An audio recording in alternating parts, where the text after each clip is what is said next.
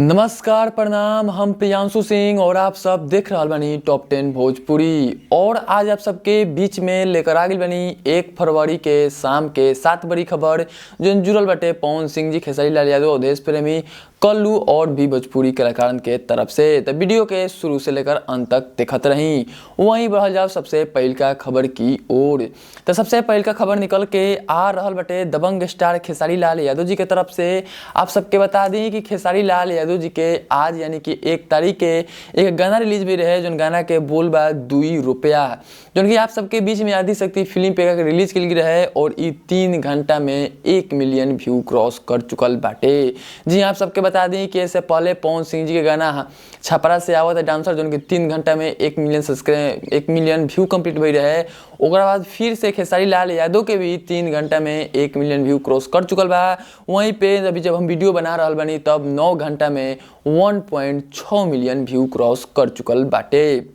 वहीं बढ़ जाओ दूसरा खबर की ओर। तो दूसरा खबर निकल के आ रहल बटे पावर स्टार पवन सिंह जी की तरफ से। जी आप सबके बता दी कि आज से 2-4 दिन पहले के शाम के बड़ी खबर में बतैली रही आप सबके कि पवन सिंह जी के अब की बार 1-2 गाना ना सुने के मिली, बल्कि 5-6 गाना से ऊपर होली वाला सुने के मिली। वहीं आप सबके बता दी कि जो पवन सिंह जी के गाना बहुत जल्द आप सबके बीच में होली के आवे वाला बाटे। वहीं आप सबके बता दी कि वर्ल्ड वाइड रिकॉर्ड भोजपुरी के मालिक रत्नाकर कुमार अपन सोशल मीडिया हैंडल इंस्टाग्राम से पूरा अनाउंस कर दिले बाने कि बहुत जल्द पवन सिंह जी के धमाका वर्ल्ड वाइड रिकॉर्ड भोजपुरी पे होली सॉन्ग के माध्यम से आवे वाला बाटे। जी आप सब तैयार हो कि बहुत जल्द आप सबके बीच में पवन सिंह के होली सॉन्ग सुने और देखे के मिली।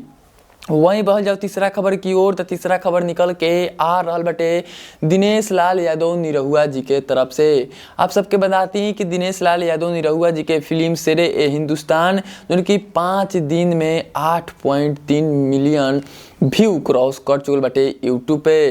तो अभी तक आप सब नहीं देखले तो आप सब जाके एक बार फिल्म जरूर देखम। बहुत ही खूबसूरत फिल्म बाटे और एक्टिंग तो जबरदस्त दिनेश लाल यादव निरहुआ करबे करेलन, तो आप सब जाके एक बार जरूर देखम। वहीं पर बता दी कि 5 दिन में 8.3 मिलियन व्यू क्रॉस कर चुकल बाटे। वहीं बढ़ जाओ चौथा खबर की ओर। तो चौथा खबर निकल के आ रहल बटे अवधेश प्रेमी यादव के तरफ से। आप सबके बता दी कि अवधेश प्रेमी यादव के भी आज शाम के 3 बजे गाना रिलीज भइल ह, जोन गाना के बोल बा सौतनिया के सामान सोना के बाटे का। जी आप सबके बता दी कि अभी शाम के रिलीज कर गई बा, तभी तक आप सब नहीं सुनले नहीं देखले तो आप सब जाकर RCA म्यूजिक हिट से ई गाना सुन सकत तानी जा। वहीं आप सबके बता दी कि अवधेश प्रेमी के हमेशा सुबह में गाना रिलीज होला, लेकिन अब की बार कुछ टेक्निकल प्रॉब्लम के चलते ये आप सबके बीच में शाम के रिलीज कल गई हटे। तभी तक आप सब नहीं सुन ले तो आप सब जाके वजह से सुन सकत तानी जा। वहीं बढ़ जा पांचवा खबर की ओर। तो पांचवा खबर निकल के आ रहल बटे अरविंद अकेला कल्लू जी के तरफ से। जी आप सबके बता दी कि अरविंद अकेला कल्लू जी के एगो फिल्म के ट्रेलर आज रिलीज भइल बा, जो फिल्म के ट्रेलर के बोल बा प्रयागराज।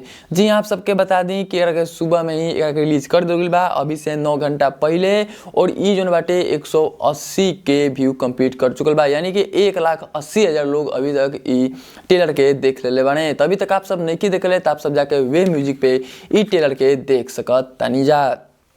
वहीं बढ़ जा छुआ खबर की ओर। तो छुआ खबर निकल के आ रहल बटे हमनी के भोजपुरी इंडस्ट्री के तरफ से।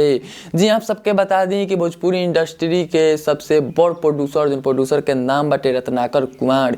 जी आप सबके बता दी कि वर्ल्ड वाइड रिकॉर्ड भोजपुरी के मालिक हमें, और ये जो रत्नाकर कुमार बाटे अब की बार जो भोजपुरी फिल्म के शूटिंग होखे वाला बाटे उ करावे वाला बाने दुबई में। जी आप सबके बता दी कि रत्नाकर कुमार अपन सोशल मीडिया हैंडल से एगो पोस्ट डाले बाने कि अब बहुत जल्द दुबई में भोजपुरी फिल्म के शूटिंग चालू होगा। जी आप सबके बता दी कि अभी नहीं बताओ गई कि कौन सुपरस्टार के फिल्म बटे कि उनके दुबई में शूटिंग हुई, लेकिन हमारा अनुसार से पवन सिंह जी के फिल्म के दुबई में शूटिंग हो सकता है, कि पवन सिंह जी के फिल्म के रत्नाकर कुमार ज़्यादा प्रोड्यूस करेलन।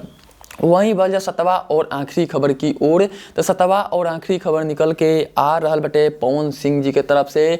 जी आप सबके पता हुई कि आज से 2 दिन पहले पवन सिंह जी के एगो फिल्म के शूटिंग होता है जो कि जौनपुर में शूटिंग होता है। उ दौरान कुछ लोग ईंटा पत्थर चले जिनमें कि पवन सिंह जी के हीरोइन मनी भट्टाचार्य के उनमें सर पे गहरा चोट आ गई रहे। तो वो के बता दी कि भीड़ बेकाबू हो गई। वहीं पे पवन सिंह और रवि किशन के एक साथ देख के पूरा उ इलाका के जितना भी गांव बटे उ गांव के लोग जब पहुंचल और बहुत ज़्यादा भीड़ हो गई कि वो शूटिंग बीच में ही रोके के पड़ल। जैसे ही शूटिंग रोकल ओकरा बाद ईंटा पत्थर चालू हो गई जो कि उनकर हीरोइन के चोट आ गई बा। ना ही कि पवन सिंह केहू के साथ बदसलूकी के लिए बाने, केहू गाड़ी गलौज के लिए बाने, ऐसा कुछ यूट्यूब चैनल बता रहा बा जो कि पवन सिंह जी के विपक्ष में वीडियो बनेला। तो कमेंट में आप सब जरूर बताएं कि आज के शाम के 7 खबर में से सबसे अच्छा खबर केकर लागल। और जाते जाते चैनल के सब्सक्राइब करिए, घंटी पे दबा दी। भोजपुरी से जुड़ल छोट बड़ खबर लेकर आवत रहिला। तब तक देखत रही टॉप 10 भोजपुरी। जय हिंद, वंदे मातरम।